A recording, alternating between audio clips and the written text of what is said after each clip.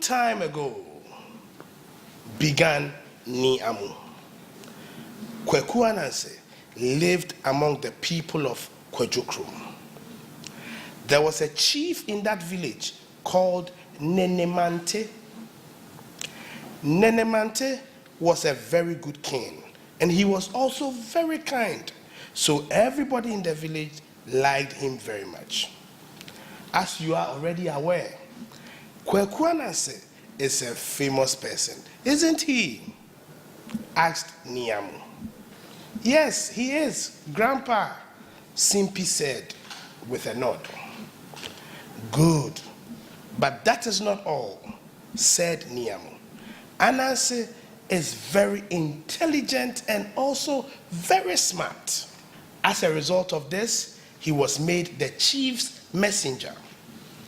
Kweku Anansi was so intelligent that whenever the chief did not understand something, Anansi would be the called person that will be called to solve the problem. Nenemante sent Kweku Anansi on errands to many places, both far and near, especially to the villages that surrounded them. As a messenger, Kweku Anansi carried messages to the people of Kwejokrom and many other places. Whenever Nenemante had something to tell his people, he will first call Anansi and tell him to inform the people of it.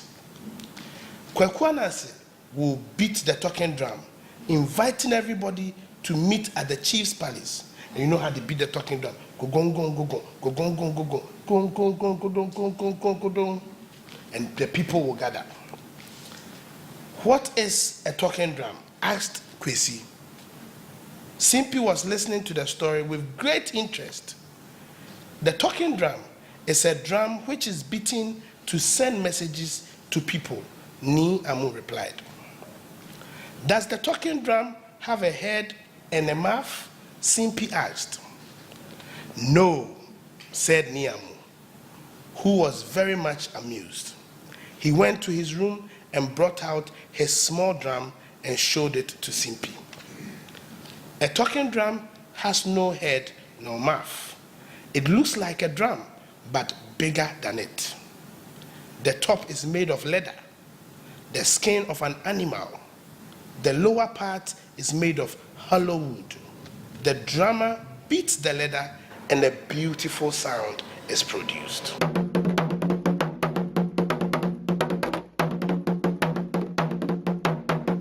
Mananti mabre, Kweku Anansi, mananti mabre, mananti mabre, Kweku Anansi, mananti mabre, Kweku Anansi, mananti mabre, Kweku Anansi, mananti mabre. Parents have a great role to play in the upbringing of a child. We want our children to become reading children. Now start reading to your kids when they are in their mother's wombs, when they are born. It doesn't matter whether they can read or not, whether they understand what you are reading or not. They pick up this habit of reading and they grow up to develop the habit and they read. On crossing Kuga, I was not as old as I am now. At that time, my mother said I was old enough to go to school, but my legs were not strong enough to go to school. The school was too far away, and she did not have enough money for bus and canoe fare every day. The two of us lived in a house of 2 rooms. It was the biggest house I knew then. She used to say my father had died while I was yet a moving thing in her belly. She would often say, rubbing her itching eyes, that she had lost one man and gotten another. That was why she usually left me in the house to go to Dar to buy fish. She needed a fish to go with a big pan of kinky she carried on her head and walked all over the village all day. When she returned in the evenings, even those who did not want to buy kinky came to buy her fried fish to eat with rice or yam. I used to play by myself because the other children did not want to come to our faraway house. And my mother said I was the man who must watch the house when she was away. In those days, I could make a cage to trap birds. That was why I had 2 cages with singing birds. I would give them millet flour mixed with red hot pepper, and they'd sing for me. I want to advise parents, guardians, teachers, pastors, priests, everybody who has responsibility for managing the affairs of children, to encourage them to read. Get them to read anything. I used to pick pieces of paper from the ground. For so long as it has text that could be read, I'll pick it and read it. And I've been reading and reading and reading ever since then. I'm reading from Kidnappers in Action by Michael A. Ave. I read that when the armed robbers struck, they captured the man and packed the booty in a big portmanteau belonging to the man, holding the whole family at gunpoint. The burglars decided to take the man with them to force him to show where his safe was, since they could not find it in the house. The man was a lotto receiver, and the thieves struck on Friday night when sales from lotto tickets were accounted for and presented to the authorities at the headquarters of National Lotteries. The man told the thieves that he did not keep the money in the house, and the robbers forced the man at gunpoint to go and show them where the safe was. The wife of the man raised an alarm when she saw the husband being taken away. She earned a bullet in her abdomen. The man was beaten severely and left half dead. Whatever they were up to nothing good, and I had to make sure a similar episode did not occur to us. If it did, I should act the part of the woman in another form altogether. I could not, like the woman, endure the sight of burglars packing our precious things away, and would protest strongly by attacking them. This I was sure would earn me my bullets. I shall defy my mother's words, was my resolution. I did not go to bed as directed by my mother. I dressed up, came out of the room, and locked it. I did it in such a way to deceive my parents that I had gone to bed as directed. I put the key in my pocket. Mind you, I was not planning any mischiefs, for my instincts told me to act that way to prevent any impending danger. It seemed as if some unknown forces had taken control of me. I was propelled downstairs by an invincible attraction. I came downstairs cautiously. My toy pistol was hanging on the wall in the living room. I reached for it like a cowboy preparing to meet the sheriff in a combat in the wilderness. I looked into the drawers and found 3 pellets. This pistol was bought for me on my 14th birthday. I remembered vividly when the parcel was presented to me in an attractive box with my name boldly written on it. My pride knew no bounds when I was handed the parcel. I remembered how I first used the pistol to shoot all lizards, birds, and stray animals that found their way into our house. Reading has something very wonderful. It can transport you to worlds you never imagined, and it can also act as a fertilizer for your imagination. I will be reading to you from a book titled Uncle Blanco's Chair, written by Bill Marshall. The sun began to drift slowly towards the west. Sunset was not too far away.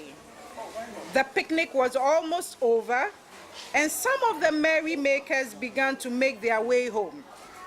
A few of them noticed little Kobe sleeping on the ground and began to wonder what the matter was. How could he sleep so deeply in the midst of the beating of drums, the clapping of hands, the shouting, and the blaring trumpets of the brass band? They wondered and walked towards the sleeping boy.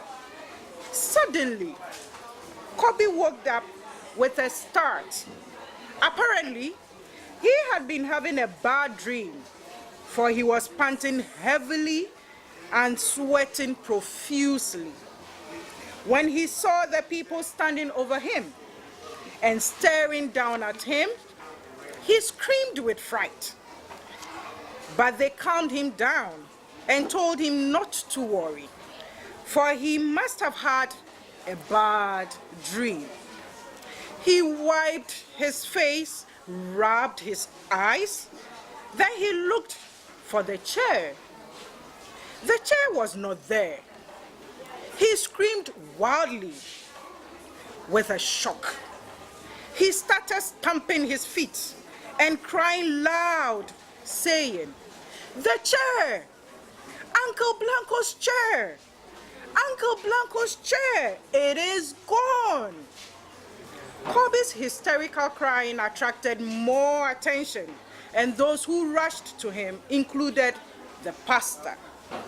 When he was told what happened, he asked the crowd if they had seen anybody carrying the chair away.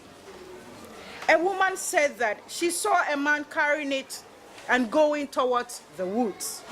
Thereupon, another member also said he saw a man wearing a red shirt riding a horse with a chair strapped on the back of the horse. He was heading for the hills. "Ah, I remember now," the woman said. "I remember very well.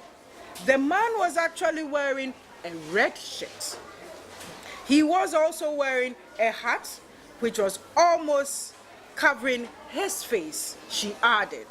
I will appeal to teachers that when we have our children come to our class in school, or when we spend that precious moment with our students who are entrusted into our care for that number of hours in school, let's cultivate, let's encourage our students as teachers to read much more. Because the more they read, trust me, it makes your job easier. Because when you teach well-educated and well-informed children, it makes teaching easier. And also to parents, I would plead that we don't besaddle our children with numerous house chores. Yes, house chores to keep the family all managed, but let's grant them some free time, some leisure time for them to read, explore the other world outside them or outside their environment, because it's out of reading that we can build up our young generations here. Thank you very much. The book I'm reading today is The Iced Water Cellar, written by Mariska Araba Taylor Darku. Araba sat in her black Mercedes behind the driver on her way to town. She was slim and dark in complexion, with thick natural hair that had been wrapped in a twist with a piece of kente cloth. She wore beads around her neck with matching earrings and bracelet. She had even white teeth and clear sparkling eyes. She really looked a beauty. The weather was hot, sticky and annoying, but she was lucky the car was air-conditioned. Her driver, Akwesi, had been driving for her for over a year now and knew her likes and dislikes, and she hated traffic. So he always found shortcuts which took them a bit longer but gave a smoother ride. This day, their shortcut was blocked by a truck carrying sacks of charcoal that had lost its load. Open sacks and black soot were scattered all over the place. These trucks always had their load of charcoal sacks piled even higher than the truck itself, and usually had some soot covered by charcoal boys balancing on top of them with no thought of danger. The load had become entangled in some overhead cables, which luckily were not electrical. Akwesi tried to reverse out of the narrow road, but other cars also had the same idea and chose to use this shortcut as well. They all ended up blocked on one another after the other. There was no way out but to wait. All we could hear was beep beep, hoot hoot, move that truck, fools, overload. Hey, hey, hey, Charlie, shouted the other drivers in pidgin English. Make you move your load quick. Abba, the road not be for you. Ah, Araba sighed to herself, looking around and realizing that they just had to stay until the road was cleared. She picked up the daily newspaper to read. Suddenly, a teenage girl selling chilled water sealed in 500-gram plastic bags came up to the car calling out, "Yes, ice water. Pure ice water." She dragged on the wet ice and it sounded like a hissing snake. Normally, the sellers avoided fancy cars with rolled-up windows because these rich guys don't buy from the street. But this girl did not know the rules. Maybe she was new on the job or just ignorant of the street rules.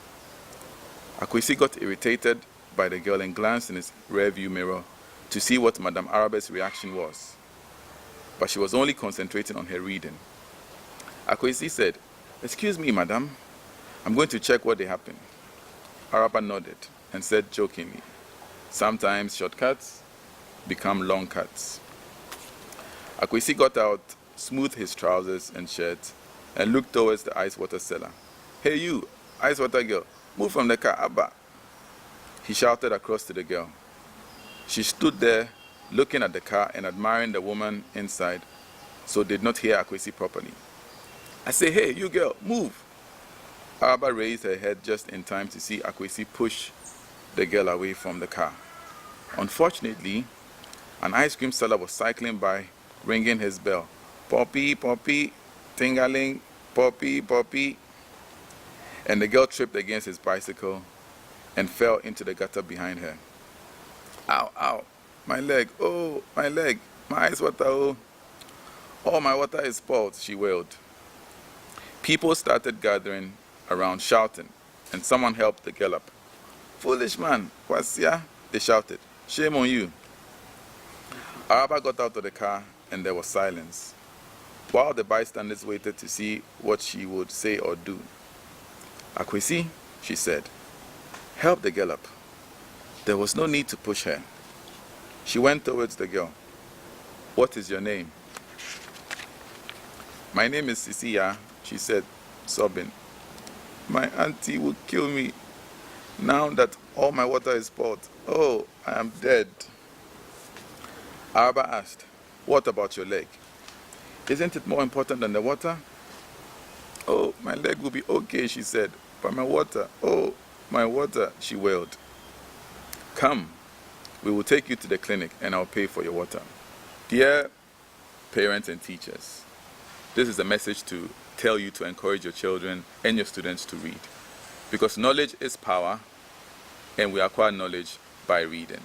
I'm going to be reading a story by Ghanaian bedtime stories, and it's called Ni Kojo Teria. This very morning, Ni Kojo knew that it was against the rules of the land. Yet, on his way to school, something pulled him to stand and stare at the waves. Dangling his feet on the side of the boat, he saw a man walking towards him. "Hey, young boy, this is not a place for you to be at this time of the day."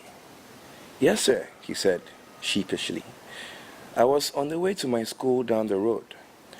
"Well, you must never play truant," said the voice. "You will one day go across the sea to lands far away from your beloved grandfather and your community. Yet you shall return to be a great man. Be disciplined and learn to be tolerant, for these are the benchmarks that will make you achieve your destiny." As the words echoed on the shores, the tall, lanky man moved away without any trace of footsteps on the sand. Ni Kojo Teria jumped off the side of the old boat, took his sandals and school bag, and began to run. It's really, really important to pursue the habit of reading. And people, when you usually say reading, people's minds go to different things. Some might think about storybooks, novels, newspapers, online. I'm here to say that it's all very relevant to informing yourself and to molding you into a person who will be powerful and a great contributor in society. Tales from Northern Ghana, written by G.A. Agambila. The famine. Once upon a time, in the land of hyena and hare, there was a stomach-shriveling famine. The crops had failed. The granaries were empty to the bottom. There was a little food left, but it was all sold only in a market far away. But food prices were so high that very few people could afford to buy anything to feed their families. Hare did not know what to do. He was getting angry with his hungry wife's constant nagging. He was tired of hearing his little children crying for food. Hare sat under a baobab tree and thought and thought. Finally, an excellent idea came into his head. He got up and hurried to his friend Hyena. Hyena was taking his usual long afternoon nap under the cool shade of the eucalyptus tree where Hare arrived. "Hyena!" Hare exclaimed.